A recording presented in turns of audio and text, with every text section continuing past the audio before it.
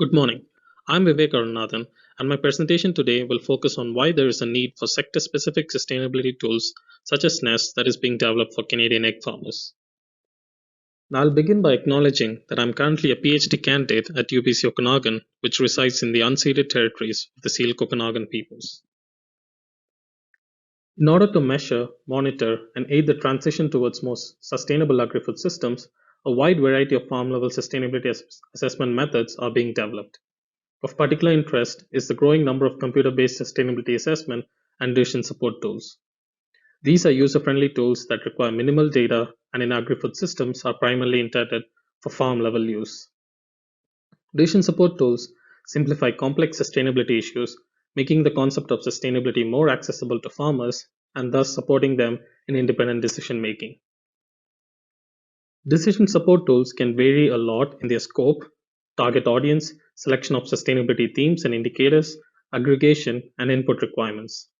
Depending on the tool's purpose and available resources, developers are often obliged to make some trade offs and compromises between these different aspects. And these trade offs often fall along similar lines.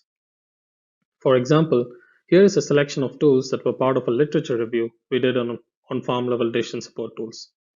All 7 can be used globally and cover multiple products in the agri-food sector. Within the subset of globally applicable tools, you can see 2 different approaches to how sustainability is addressed. Half the tools address all 3 dimensions of sustainability and as a result include assessments of several impact categories. However, this combination of extensive geographic scope, coverage of multiple products, and inclusion of all sustainability dimensions means these tools are restricted to using qualitative and semi-quantitative methods for farm-level assessment. On the other hand, the last 3 tools use quantitative models for sustainability assessment. But given the associated increase in data and processing capabilities, these tools are restricted to only addressing the environmental dimension of sustainability. And that too, in most cases, only greenhouse gas emissions. So it is clear that these tools are either compromising on their scope or their choice of sustainability assessment methods. However, this does not have to be the case. Addressing all 3 dimensions of sustainability and assessing a broad range of impact categories using standardized quantitative frameworks are some of the most important principles of sustainability assessment, and these principles are non-negotiable. Selecting the scope of the tool, on the other hand, is negotiable. So going forward, a potentially efficacious solution is developing sustainability decision support tools that have limited scope, both geographically and in the products included, and tools that use quantitative, standardized frameworks to address all 3 dimensions of sustainability.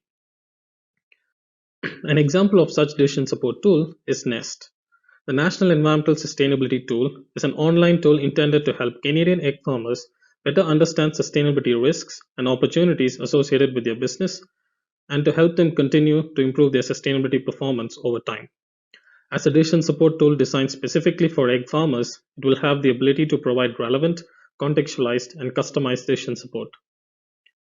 And sustainability assessment in Nest will be based on lifecycle thinking.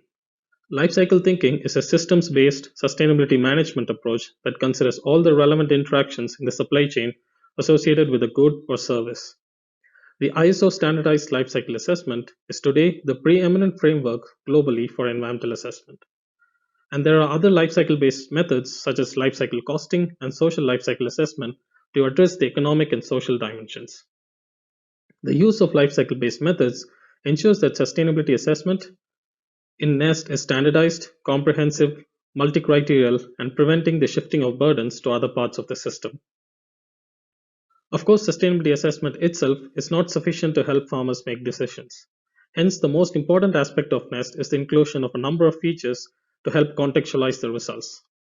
Nest will help farmers compare their farm's performance against relevant national, provincial, and housing system benchmarks, and these benchmarks will be automatically updated as the tool is used by farmers.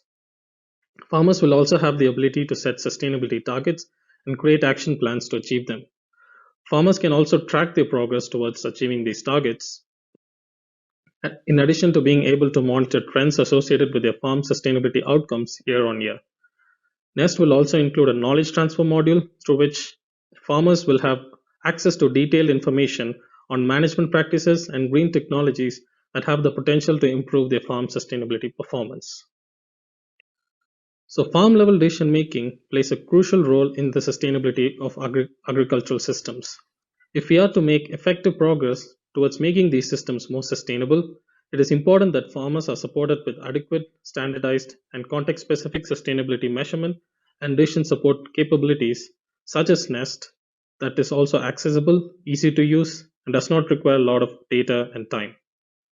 Thank you.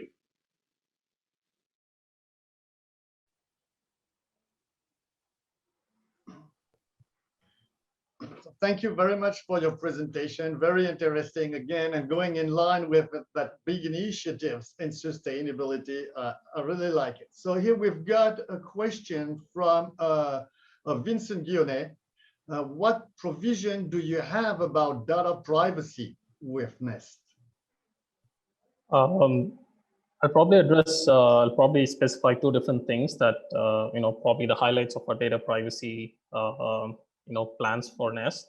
One is that, all the data that farmers provide will be aggregated, will be anonymized, and will be given a unique ID. And so as backend users, like me as researchers or, industry organizations, they can't, identify the data that you provide with the specific farm.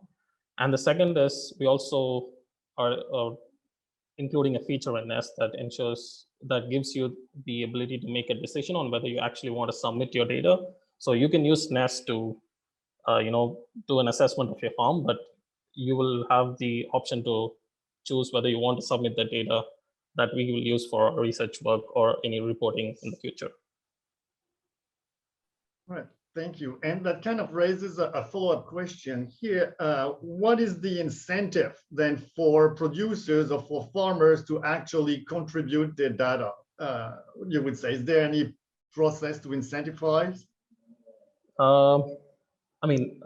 Obviously, we do have some plans in terms of, how we, roll out the tool to producers, but one of the key features in Nest is the ability for farmers to see where they are with respect to their peers and with respect to the national average and provincial benchmarks.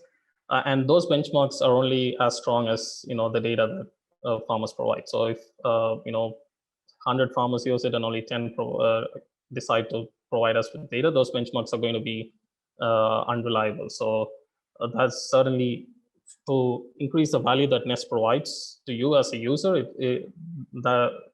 Your decision to submit the data for improving those benchmarks will also be crucial.